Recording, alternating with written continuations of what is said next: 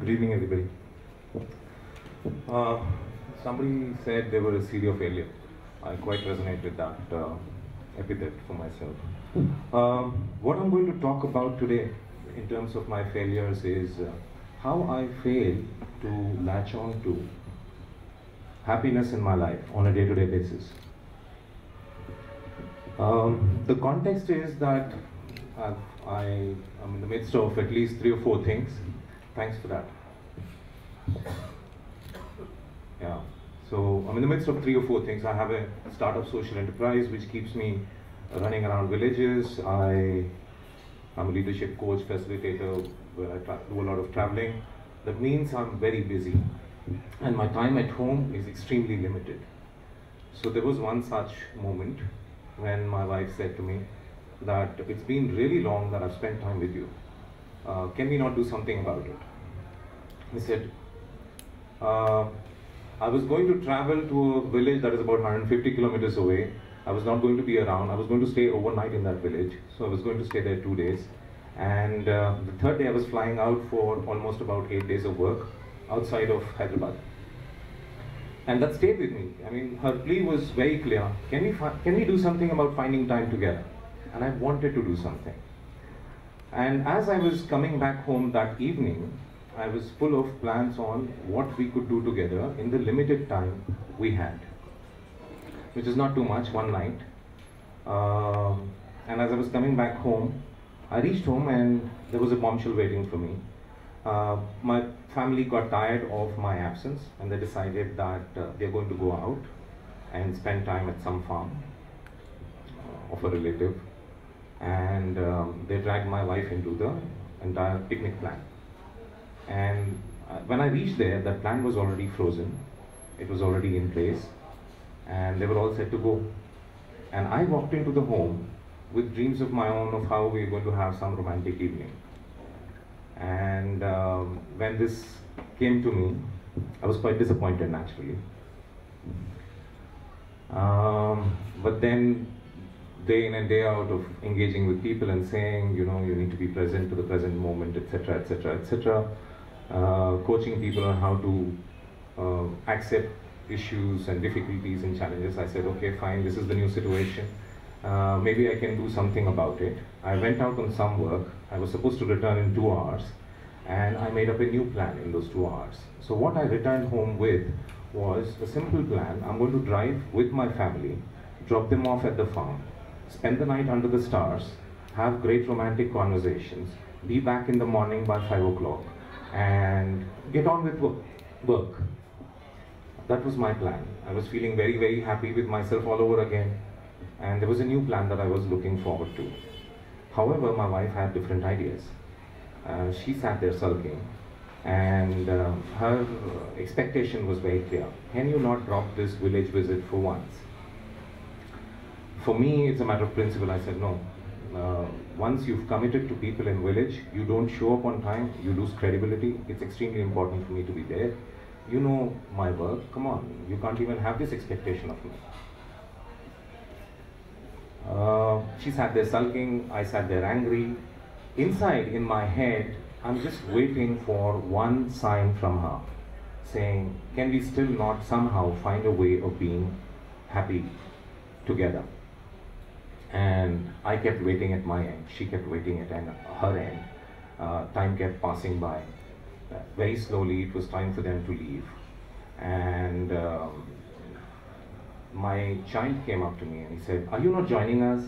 And very rudely, she came in, stepped in and said, he has lots of work. Don't you know your father has lots of work? So just please, don't ask him such questions. That put me off even further. And I stayed put with my thoughts in my head, and she stayed put with her thoughts in her head. This may sound fairly mundane, everyday stuff. It happens with all of us.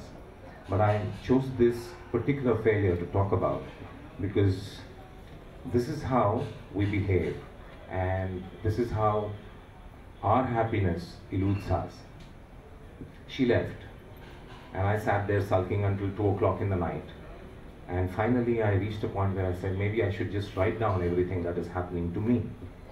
And I wrote a long mail said, when I was driving back, I was making plans and I did not have an opportunity to share those plans because there were new plans already in place at home.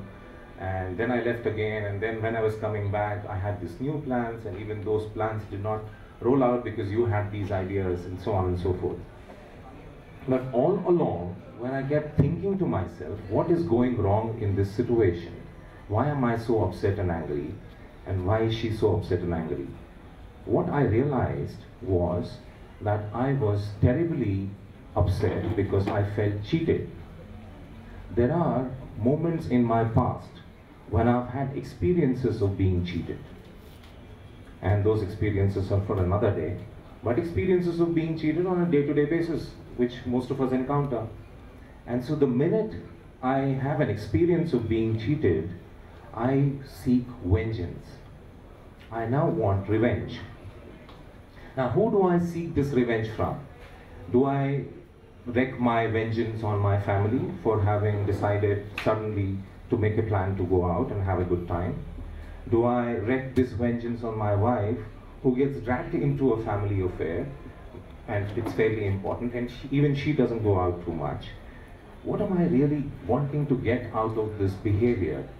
When I asked myself this question, that's when it struck me that I'm seeking vengeance. Until then, this was an entire blur of emotions for me.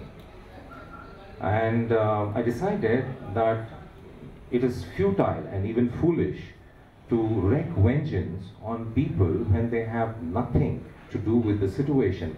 Things occurred in life in a certain way, and I feel cheated because I had expectations which were totally different from the way life happened to me.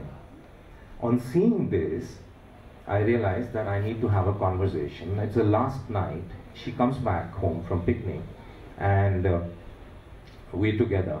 Even after she comes back, even after realizing all of this, when she comes back, I find it very difficult to put up a smile on my face and welcome her. I fully realize it's nobody's mistake, not my mistake, not my wife's mistake, not my family's mistake.